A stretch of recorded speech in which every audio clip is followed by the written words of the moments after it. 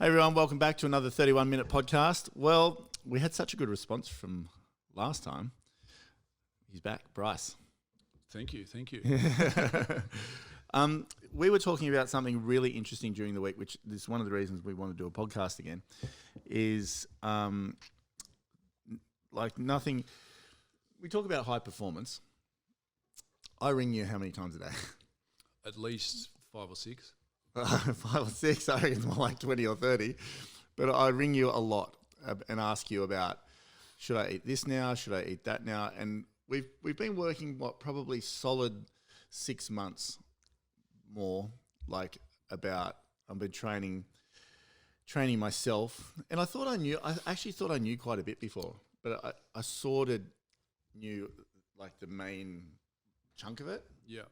But I didn't, when you dial it in and all the intricacies of high performance, whether it's your body or fitness or whatever, I realised you have to be really careful because nothing happens in isolation.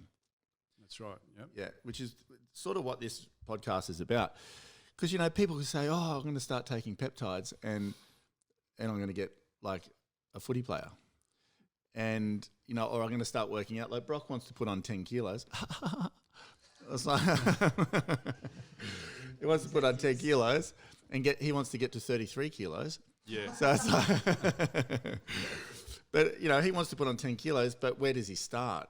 Yeah. And, he goes to the gym, and you can go to the gym. Well, Jordan went to the gym for 4 years and almost nothing happened. Yep. So what we're going to talk about today is the how and how everything works together. Yep. The formula. The whole lot. So take it away. Well, like you said, things don't happen in isolation and everyone has a tendency, I guess, to reduce things to one simple answer or oversimplify things that are quite complex. Yeah. When you do understand the sequence and cadence of these sorts of things, can be quite simple once you understand what has to happen when and where.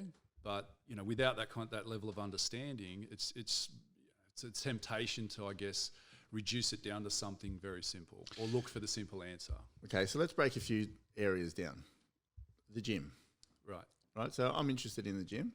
Yep. I think a lot of people go to the gym, and even after 20-something years of me going to the gym on and off, well, I used to be a pseudo bodybuilder when I was young. Yep. But more like a partier. And then surfing, did all that, went back to the gym, and even though I was training, my body was starting to look okay. Mm-hmm. You actually made me go all the way back to the start and work on breathing and technique. Yep. And even a bench press technique. I thought I had all right technique, but it was like an inch this way or shoulders this way or push whatever. And it's like I had to relearn it all again. Yep. So people go off to the gym, and how do they actually know what to do? Well, that's the thing. You got to strip everything back to first principles and build your knowledge and from the foundation up, really. So even then, you look at those and you get to. Buckley, you joking? You get to. You get to. You're now talking about training. But if we roll it right back, you go. First of all, you got genetics. So genetics play a role. And so you talk us through the sequence of things. Yeah, well, this is the thing, right? So you've got genetics, then you've got the conditions in which your system's found in. Like I said, the conditions frame the truth. So what's true for you is not true for the next person because of the conditions in which you're dealing with. So if people fast forward that and look for the results on the outside, they look in and say, okay, well, we could reduce it to something that's very simple, but it's never that simple. It's never one thing. So you look at someone like Mike Thurston, right? We'll just talk about. He's not a bodybuilder. He's like what is he? A model, Instagram model, bodybuilder. He's a bodybuilder turned, Instagram, personality, I guess you'd call him, So what would he do? He's, I look at him and I sort of go, he's got good shoulders. So is it worth looking at other people for inspiration because your genetics are also different? You draw from things. So what you're really looking at when you're looking at the overall, you got aesthetics. Your condition, aesthetics, symmetry, proportion, composition. You've got all these things that come together. Now, when you look at someone who's got good genetics and you're looking at the symmetry and you understand what the balance needs to be, if you were to go around and do their measurements, you'll find that they're typically working towards like the golden ratios, which means that their proportions are right and they're pleasing to the eye. And when you also have things, so that's a genetic thing, right? You also have things like skin quality, tone, their complexion, all these things come into it. On that note, you'll have someone that stands out, so that they get attention through that. And then I said that genetic side of things is they will respond to things and seem to do things in a short period of time, or much shorter period of time than what the next person or what the general population would. So people look at it and think, oh, there must be cheating or there must be something going on. There must be one magic thing that they're taking that all of a sudden propels them into. They want to reduce things. Reduce things to a simple answer. And the whole thing is that, at the end of the day, you've got to apply your knowledge, the will and the consistency over a period of time, and monitor and track the results and make adjustments and corrections and understand what's going on in the conditions of the system to get the most out of it. And then, like I said, we ignore the time factor because it takes however long it takes to get those results. And there may be course adjustments and different things that need to happen, but you can't compare your results to someone who's genetically gifted. That's why there's pros in these things, right? These pros, like we know of people who put all these things together, worked their asses off, and still didn't qualify. You know what I mean? So they got right up there. I saw a guy on a documentary. He was like always had an amazing body. It was a documentary. It was the one where Kai Green and I'm not sure. And it was like Mr. Down for Miss Olympic. There's always a guy at number 8 or 9, and he was like, mate, he was the most devoted person. Blah blah. His trainers and this and that, but he just never quite get the. Because that's the thing. That's the finer points of those things, which is the genetics. So the combination of you're competing against the best of the best. So you can't compare yourself genetically to other people. You've got to work with. What's the base of what you have? It's like when you get your hair done, right? They'll look at your face shape, your structure, what features you have, which way the hair lays. Like all these things come into saying, how do we create a look? How does that complement your face shape? Does that look what color hair suits your eye color even? How do you get the most out of your complexion? Yeah. So all this artistry comes into it. It's exactly the same thing when we're building a body. There are all these fundamental principles, all these things that come together to say, okay, how do we set an expectation at the start? What are we working towards? This is why scale weight's really irrelevant. Like if you look back at your scale weight, it's changed 1.5 kilos, I think, in 9 months or 8 months or something. Yeah, it hasn't changed much, but your composition my body's changed dramatically. That's right, because your composition's changed. And then with that, that's why I say this whole thing's an illusion, is in you can create the illusion, you can manipulate the illusion, you can bring that fat composition down, you can have those muscles and that translucent skin, you can have those muscles come through and they look like they're a lot bigger than they were. You can actually be lighter and look bigger than you were when you were heavier. So, all these factors go into manipulating that. And then when you've got someone if you just purely reduce it to say, oh, well, they've done this in 6 or 12 months, they must be cheating. You go, well, no, you're talking about genetically different people. And as well as, like I'd say to you is, I'm certain that in the right hands when you were younger, you could have been a pro bodybuilder. Well, you definitely would have been up there in world class. Now, because you're walking around at 25 at 130 kilos. So and with very minimal training, with no idea, right? So that's what I mean, though, with the genetics to respond, and yes, you get to the law of diminishing returns, and you get out that other end where all these little 1%ers matter. But then we peel that back to the training and say, okay, cool. Well, how do we build this from the ground up? And Coach Wooden, arguably the best coach in history, he makes his players revisit how they put their socks on, because if socks lead to blisters, so it's going right back to first principles and saying, let's get this build this right from the ground up, and then to build a body, it's done 1 rep at a time. So you've got a long time. Well, the only thing that matters is that 1 rep. Yeah. So and it's just a series of 1 reps. And you get the reps are called sets, the sets are called workouts, and so on, right? But you've got to bring that intensity to every single rep.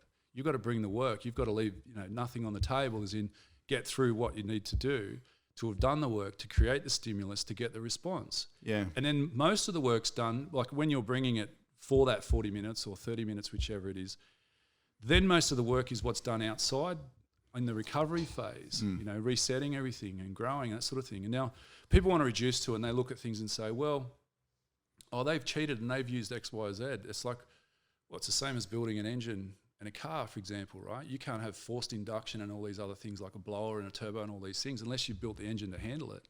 There's no point making this thing go faster if it's going to blow up. Right? Now you have to build those things from the ground up, and then that thing's got to do the work. So you've got to bring that intensity to every rep, to every set, and it's literally when you're training intensely, it's a cycle of pain. So you're going through, you're smashing this body part, yourself. A couple of days later, you've got to back it up and do it all again. Yeah. And you'll go through, and you'll have to repeat. So and regardless of where the response is directly proportional to the amount of effort you really put in. And that's what people like, Dorian Yates, we roll back to the 90s, he was he's only training for one event a year, but if you watched his intensity. Is that all he trained for, one event a year, Mr. Olympia? That was it. He had tunnel vision. So, but he was, that's the thing, his workouts are grueling, man. Like his tonnage, the amount of weight and stuff he was moving is insane. And he ended up with injuries later in his life. And then some of the considerations we need to make is we want to roll back a bit from that injury threshold. As you're getting older, you're more prone to injury as well. You're getting older. Yeah, well, we won't touch that subject this week, will we? You've got to be very careful with that. So it's, for us in the stimulus response there, and looking at genetics, looking at the backdrop of these things and making sure everything's optimal, and then doing the work. And that's that consistency. Yeah. And then you take the time factor out of it, because it might take you 6 months, it might take the next person 12 months.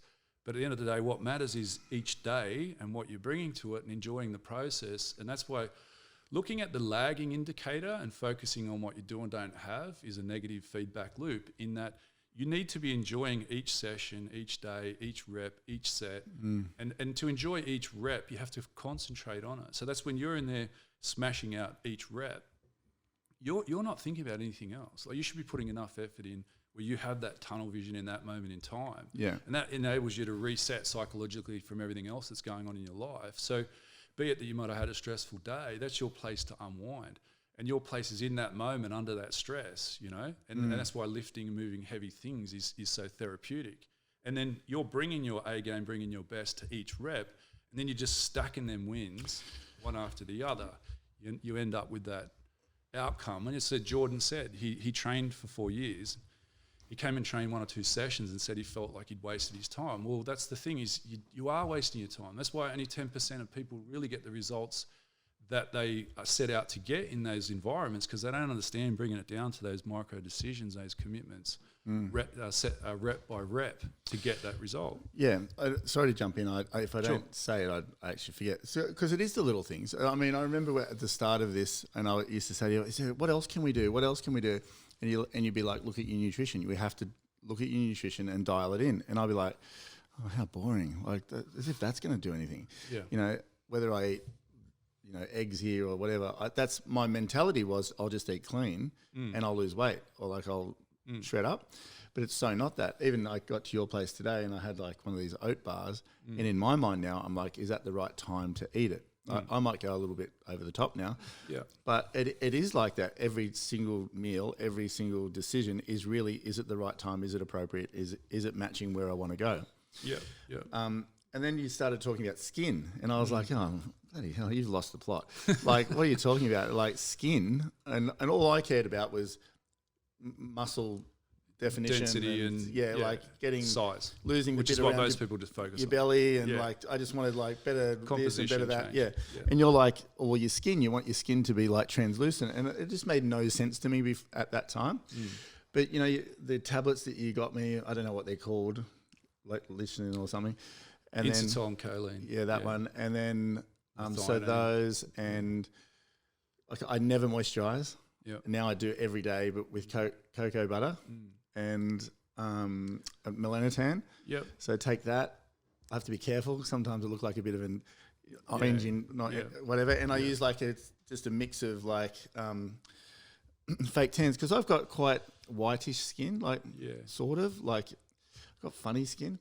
And then, but now I'm getting now I'm getting comments on, like even today someone wrote in and said, how do you have such good skin?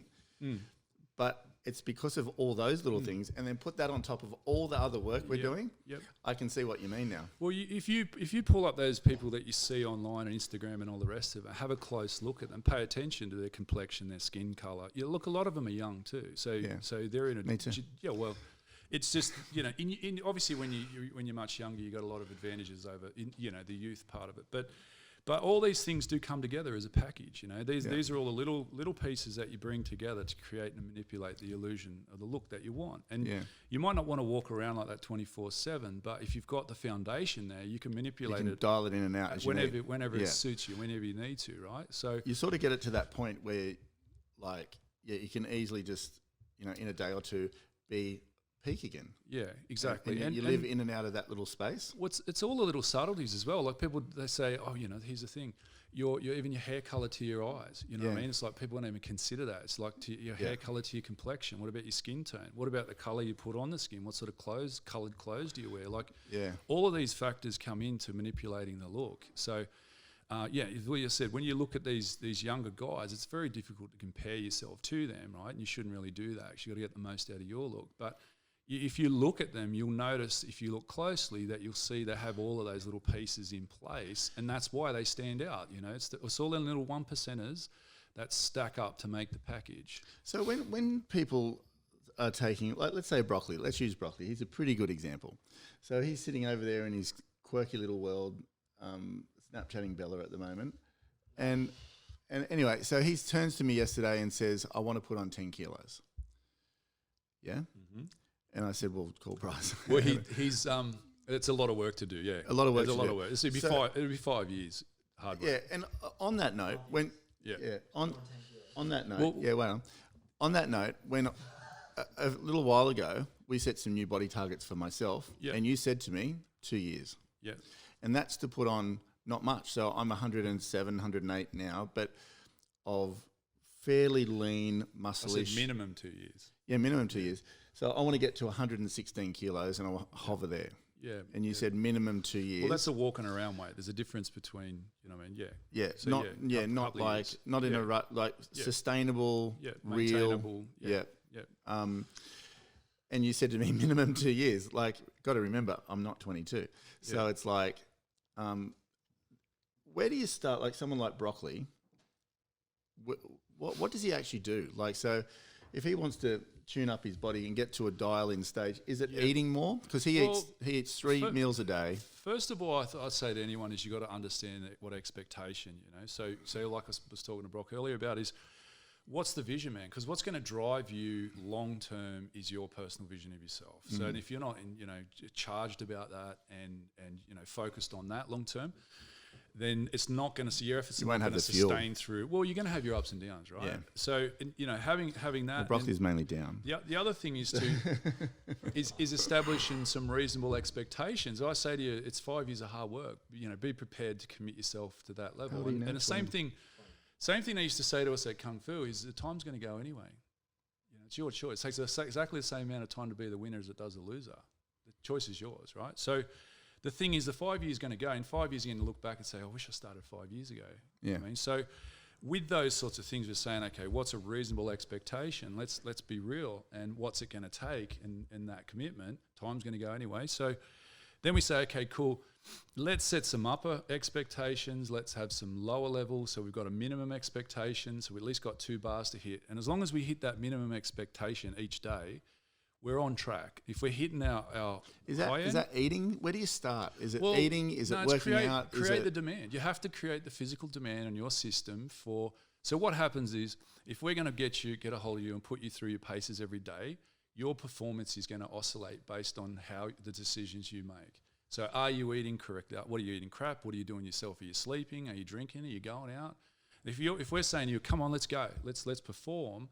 Well, you're going to have that to compare to, because that's a constant. Once you have a constant and a performance requirement, all the decisions that you make either align with it or take you away from it. So either makes the boat go faster or slower.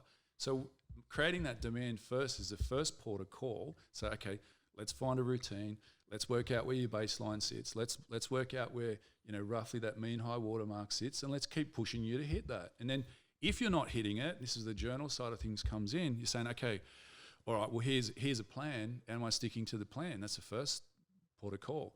And if yes, okay, well then maybe we need to revisit the plan if you're being perfectly honest. But you have to have that expectation first and foremost for that, and then you've got to stick to it, and you've got to see and track and monitor your results, and as well as be honest with yourself. So if we're pushing you hard to hit your mean high watermark in performance every day, and you know in yourself you're not able to perform, you're going to say, okay, well, I'm committed to this. What am I doing that's, I was feeling better yesterday or last week. What's been going on? What have I changed? And you realize, oh shit, I was eating Mars bars yesterday or doing whatever, right? And I've been out, I have hardly any sleep. I haven't been recovering. Okay, well, if you're committed to this, you're going to have to make your decisions. And like you're finding now, right? Yeah. You pick a piece of food up and say, okay, is this right for me? Is it in line with those things? Because you have those goals and that vision of your future. Is this micro decision right now in line with that? Or is it not? Does it fit or doesn't it? And without that minimum expectation and performance demand, you don't really have anything that's going to hold you accountable. Yeah. So someone else saying, oh, hey, did you do it? Didn't you do it? Is not really as where you're holding yourself accountable. Look, the weights don't lie. The performance doesn't lie. You either write down 50 or 40. You can't lie. You can't hide from those things. So, and it will oscillate anyway, even if everything's perfect, but you'll know roughly where it should be. So when you said scales are just rubbish, well, they're a lagging indicator, right? So it's the same as other things. Is you can't focus on what you do and don't have. If in a performance aspect, yes, you look back and say, okay, that's how we performed. That's where it was at. That's roughly where these lagging things show, and your body's a lagging indicator of your decisions. Like your micro decision before, of, am I going to eat this right now? Yeah. If you're making consistent bad decisions, well, it's going to show up in the scales later. It's going to show up later, right? Yeah. So by focusing, the scales are not the here and now. You need to focus on the here and now. Yeah. So that the scales are just what's happened in the past, and an indication of where those things are at. So yes, it has a relevance, but you've got to keep it into context. And it's the same as, like, you come back to it saying, when I say to you, lift this is 40 kilos, I need you to lift it, and we're going to concentrate on every rep. Do you think about the scales? Is there relevance to those things? No. Do you care how much you weigh? No. It was relevant how strong you are and how you feel at that point in time. Yeah. So anything that goes into making that environment better and that moment better is relevant. Now, if we're talking about performance and I keep reinforcing to you, you're not performing as good as you could be, well, it's a similar thing, right? You're going to get to the point where you go, say, man, you know what? I'm not hitting this bar. It's starting to annoy me. Like, I'm not getting the most out of myself. Maybe I'm not cut out for this. Yeah. You're supposed to enjoy, and this is the whole thing about this. You can't adhere with your life vision and where you want to go with things. You can't adhere to these things unless you're getting some positive feedback and progressive improvements or some form of result. The first and foremost is that's where you have a minimum expectation bar. The first one, you pat yourself on the back for actually showing up and committing to, okay, I'm doing this today. All right, my performance wasn't the best, wasn't as good as it could have been. And what was the cause of that? But at least you made that minimum expectation today. Yeah. Your other expectation is your high watermark and saying, I don't have to set a PB every day, but I'm coming in here to give it everything I've got. Do your best, yeah. So if you're doing both of those things, that's awesome. But if you're making the minimum expectation bar, at a minimum, that's good, right? But if you're not even making that, well, then you're completely off track, right? Yeah. So, and that's where you set yourself up for fail. And this is what I say to anyone that's doing a comeback.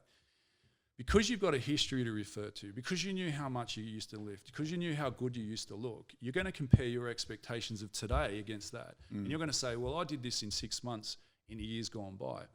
Well, that's in itself a trap, because the first minimum expectation is to show up and doing the work. Yeah. The second one is to see how you go, you're going to achieve those upper limits of what you want to push to achieve, right? And then you've got to have consistency over time. So as long as you're staying invigorated and positive and enjoying the process, over some period of time, you're going to get to where it is that you aspire to be.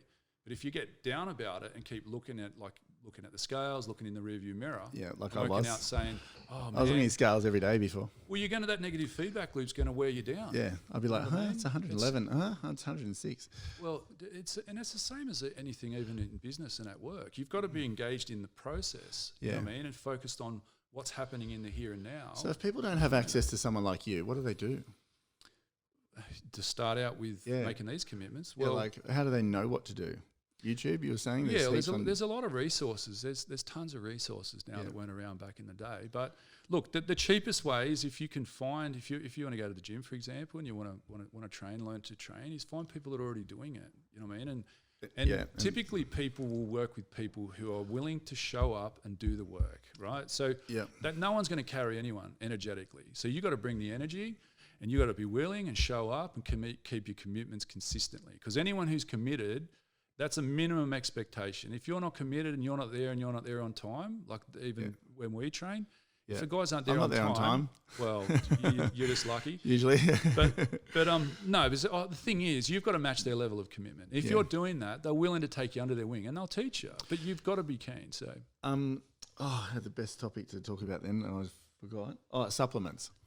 So, tell me about supplements. Like, should people be taking supplements? Should they be taking protein powders, SARMs, peptides, other things that are out there? Like, should they be? Because this whole podcast is around you're not going to go to the gym on your own. The package, a formula. Your body needs tweaking fuel, or you can take all the supplements in the world and sit on a lounge and nothing's going to happen anyway. No, well, that's the thing. First of all, you create the performance, so the stimulus and response. Right? You got to create the stimulus, and then the scale and intensity of that stimulus is up to you. It's what you bring. Yeah. Right now, your body's, like I said before, it's predicated on on the condition that it's found in. So what supplements you require, and this is where testing and that comes into it. You might have a vitamin D deficiency. You've got all those things, right? Now, unless you do the testing, you're not to know. But there's symptoms that show up. But there's obvious ones that everyone talks about, like magnesium and all these basic, everyday supplements. No problem at all. You actually should be taking them. So, but when it comes to things like these other ones, with the SARMs and all these sorts of questions, you get into spaces that haven't been thoroughly tested. There's not years of data and stuff to go on, and it's not anything that I would comment or consider any of that, because in order to make a decision, you need to make an informed decision that's right for you, and you need to invest the time into your knowledge to make, with more knowledge or more information, you can make better decisions. But that's up to you as an individual. So where, these other... Some of these protein powders, sorry to jump in. Yeah. Some of these protein powders, they've got a lot of rubbish in them, don't they? Well, yeah, that's why I get the natural ones. You get the natural ones. But then some agree with me and some don't. And believe it or not, when it comes to protein, the best sources are food sources. So sorry, I just had to say, because even the guy in the bodybuilding shop said, he said, there's so much fake sugar in them, you may as well just be eating sugar anyway. Like, there's so much stuff that's labelled differently. Yeah, look, there's nothing wrong with sugar. It depends on the timing as well. So there's these synthetics, I'm not. Yeah, that's why I get the natural ones myself. But then they don't really agree with me. Some of them don't agree with me anyway. So it's up to the individual. Once again, you can get them from food sources. The best form of protein there is egg whites. How many times should you eat a day? Eat? Yeah, like I seem to eat all day. Yeah, but your metabolic rate's quite high, and you require... How much should broccoli eat? That. Well, we'd have to do the sums. But, look, you got Brock's general population category he'd fall in. That's what I said. You're a bit different. So there's a couple of things that make you an anomaly as compared to other people, most people in that bracket. Brock's probably more standard, for his approach, and to put on. It's pretty easy. Look, putting on those things, where we want to worry about calories is in the total calorie count. Is he wants to be in a surplus, but we haven't really seen. We'd have to have a good look at him and work it out. So you need to know, how do you know how many calories you got to eat a day? How do you know? Well, there's pre-calculated tables and different tools that they. Yeah. Is everyone at a general 2,000 or 2,500 mostly, or 1,200 or whatever it is? Like, is everyone is there a general?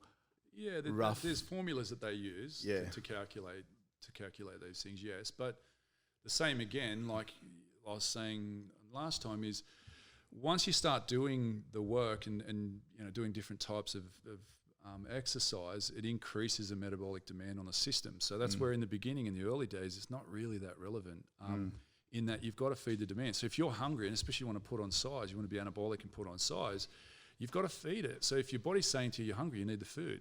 So forget your tables. And then genetically, where do you sit? There's variance in the range of those things are worked out to be averages for an average population. But then where do you sit? And then what's your metabolic demands and metabolic rate? So we don't know, do we? So he eats No, 3 meals a we'd day. have to So if he wanted to start putting on weight, does he double that? 3 meal. Well, yeah. It would, Breakfast, lunch, dinner, and then if I don't know, if I want to feel like it, I'll have a snack. If I feel hungry, most of the time. yeah. Well, see, you. Work. What? Yeah. Where are you? Where are you during the day? You do not work, Well- Broccoli. It's not Comedy Channel at the moment. Probably like, oh, yeah, 3 proper meals a day. Breakfast, lunch, Yeah. dinner. Yeah. Well, we don't know I don't know how big your meals are, what you're eating. Like it's you know, Yeah, it's all to those say little 3 things. meals. It's a little bit arbitrary as in how big's the meal and what are you eating. So yeah, A lab rat? yeah. Works on me. Okay, that'll be fun. I'll do it. Yeah. Okay. All right. Well, that's a deal. We're going to really build Broccoli now. So we've probably hit the threshold time-wise and my concentration levels. But Okay. so where do we? So basically, this thing. The reason we want to do this is high performance. There's nothing in isolation that's going to get you there. Mm-hmm. There's no magic thing that you can either take or do that's going to accelerate anything. It's time, and it's putting muscle on or sculpting a physique. Yeah. Takes super hard work, structure, commitment first, Yep. and you feel. Well, you got the knowledge, the will, and the consistency. okay. Right, so you know, as you go, you build on each of those. So the will you have to bring. So the knowledge you'll grow over time, and you can tap into, where you can connect to. And that's when you know how to dial it in. Yeah, well, that's Right. the thing. You do Yeah. your best to find the best and brightest, and you invest in your own knowledge. And see, part of what I prefer to do with everything that we do is empower people to make their own decisions. It's not necessarily building a system where people have to be dependent on coaching and dependent on anything like that. Because once you've got the sort of structure, you can. That's what I. Yeah, once you're empowered, once you have good information, Yeah. and it's not disinformation, and you test it for yourself, you then know what's right and wrong for you. But then the other side of it is to bring this sync formula and make it work. You need the will. So you got to bring that willpower and follow through and do the things. Yeah. And then you need over time, you need the consistency. So you've got the knowledge, the will, and the consistency, and then you'll get the results. But how long it takes you was different to how long it'll take the next person, and that's why the time thing we sort of leave out. Can I get your opinion on something before we finish? Sure. So, let's say women. I hear mixed guidance. Yep. So, if they want to lose weight, should they do cardio? There's nothing. Look, cardio. There's definitely cardio is an event. There's all different types, and obviously intensity. All these things come into it, right? But cardio can be used as an event. It's just to maximise that event, like any stimulus event. Should they be doing weights? Things. I personally think so. Yes, because there's a lot of benefits that come from that. It creates more metabolic demand. It's superior. What's but as better, well, weights or cardio? Well, for women? recomposition. Well, I think a combination of both, really. Okay. But yeah, there's absolutely no reason why you shouldn't be doing that. And then things like as you get older as well, osteoporosis and all this bone mineral density and things come into it, where resistance work's shown to improve those. So there's absolutely no reason. I don't get what the phobia with women and moving weight is when there's so many benefits. I think they think they're going to bulk up. Recompositioning. Yeah, well, it's an unfounded fear. Like I've known female athletes. You have to have some serious testosterone in you to bulk up. The thing is, I've personally known female athletes, competitive athletes, who've worked their butts off to try and get results and put on mass, unassisted. So there's no other things. These are tested athletes who struggle and work. And I've watched them train. You know what I mean? So I'm not involved with them, but I know them and see what work they did, and they put in the work every day, and they didn't bulk up. Yeah. You know what I mean? It's not. So an is it a unfounded myth? fear. Yeah, it's just. And the thing is too, to get the most out of the physique, especially for women, is the shape. So bringing the development in the right areas and that sort of thing, and focusing on that. And where you see it change too is where the tone changes and the shape changes and that sort of stuff come in, and that's really what they want, as well as a composition coming down. So the fat coming down, the shape changing is ideal, and that's what you get from weight training. So is that measuring? Because I know you've measured me, and you're like, you need another centimetre on each shoulder. You need another. I think your legs is similar. Yeah, measurements are better than weight. Yeah. Because weight, like the variability in your stuff, right? Is you've changed like 1.5 kilos, whatever it be. You're within this tight range, but at the same time, all your measurements have changed. So at the end of the day, what you want is the look. You know what I mean? No one cares about the weight. You want to look in the mirror and be happy with the results you see. So if you're a woman that's overweight, do do you do light weights, high reps, some cardio? Well, it's a challenge. And do you do all over body workouts, or do you do segmented like muscle Well, the groups? thing is, it's a challenge to have general advice because obviously their health considerations. You know, how much overweight are they? What conditions the body found in? You know, they have the dispositions to any kind of conditions. Like, there's a lot of information that goes into making general statements. You know what I mean? But then when you get into the actual training side of things, like I said before, German body composition training and these sorts of ones with a higher tempo, higher heart rate, you know, working through resistance work, opposing muscles and this sort of stuff is. But once again, it's like I said, you sit down and work out, you know, even engage a trainer, to work out what you know, are they coming in from a training age of 0? Have they got experience? If so, what do they know? Like all some trainers just do this course and then they're a PT. Yeah. Like, I mean, it's pretty general. And it's fairly short. So, but yeah, it's you know, what's right. It's hard to make a general statement. See, it's down to an individual. You know, I mean, individual decisions and what conditions they're in, how much weight they're carrying. You know, basically, women should be doing resistance training in weights. Yeah, in my opinion, or men, but in my opinion, yes. Yeah, women. Yes. Because I've had so many women over time say, "Oh no, I don't want to get bulky." Yeah, well, it's a little bit like when the guys Brock starts training, he says he doesn't want to look like Arnold. You know what I mean? You go, yeah, you're not right. gonna. Look, put it this way: if you get too big, you can always. You might one day, 5 years time. You can always sit on the lounge, Brock. You know what I mean, and shrink a bit, mate. If you have to. but that's just not going to happen. That's good. Thanks. No worries Appreciate at all. it. Always a pleasure.